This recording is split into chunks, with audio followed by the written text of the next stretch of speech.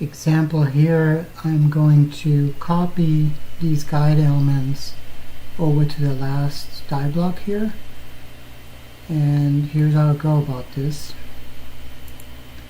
Select my copy command, select the guide element,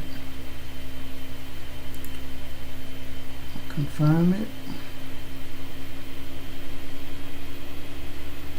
Now it's going to ask me where's my base face, and that in this case is my punch retainer.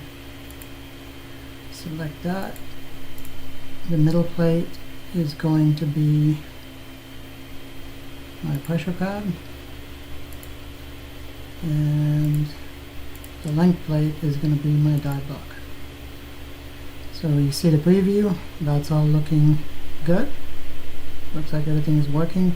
And then also we have holes drilled through the die shoe for venting, and in case of something bad happens, like galling and you have to knock a punch out or a guide element.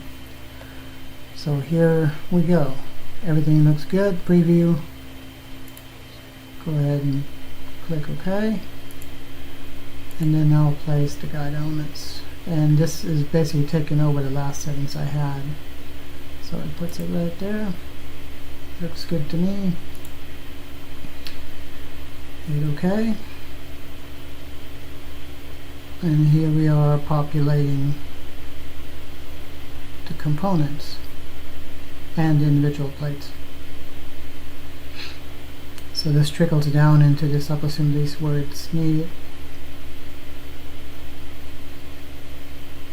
And then here you see these are rebuilding, and there we are, all done.